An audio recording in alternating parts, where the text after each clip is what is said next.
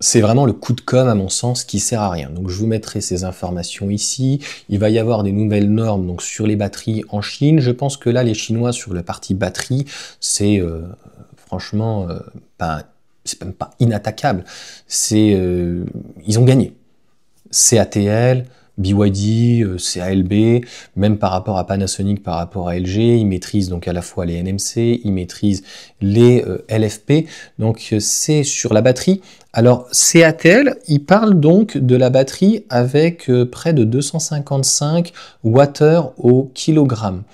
Donc il me semble que dans ces cas-là, c'est la batterie NMC, parce que je crois que les batteries LFP ne dépassent pas 175, et on est plutôt entre 130 et 150. Bref, pour moi, je pense que c'est du marketing. En fait, c'est un stress test.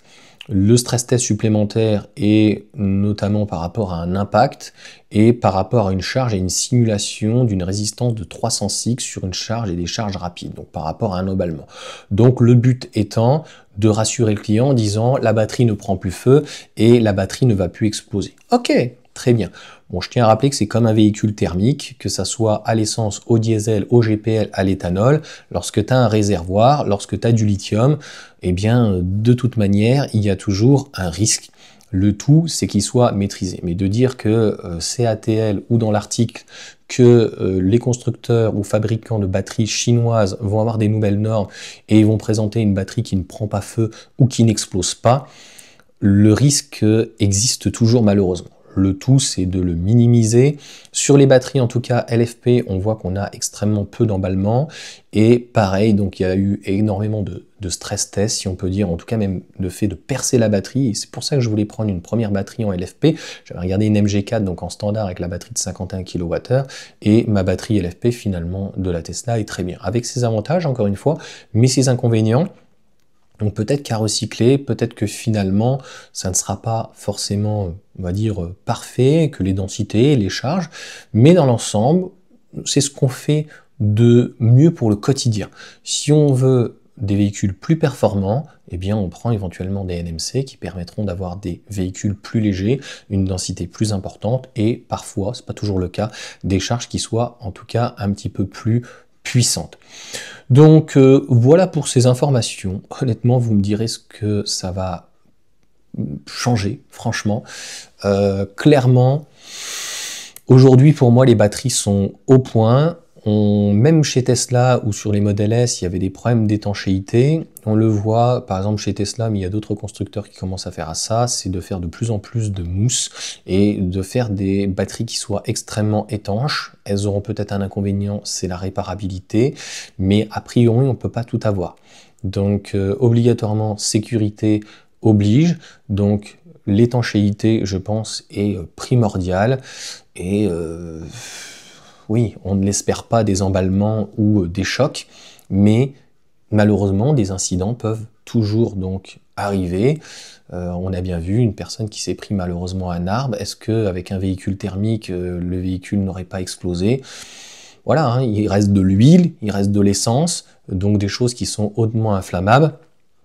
Donc encore une fois, voilà, aller dire que ça n'existe pas, je trouve que c'est un petit peu hypocrite.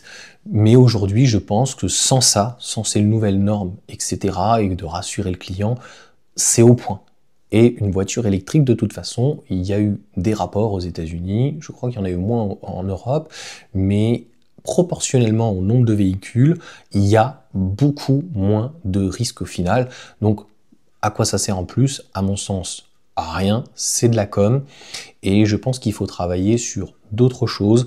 Et clairement, les médias mainstream, en tout cas à la télé, sont responsables parce que de toute façon, t'empêchera pas d'avoir une voiture éventuellement qui s'emballe ou qui crame et t'auras Automoto, Autoplus ou je sais pas trop quoi, ou TF1 ou CNews ou autre, qui vont te pointer du doigt une pauvre voiture, un pauvre conducteur ou le problème qu'il y a eu. Comme si, malheureusement, dans une station-service, il n'y avait pas éventuellement des problèmes. Ce qui arrive assez fréquemment, c'est pas que la station explose, malheureusement, c'est des problèmes d'échange de carburant, c'est des problèmes aussi dans les cuves qui sont pas entretenues et qui ont de l'eau, et des moteurs éventuellement qui cassent.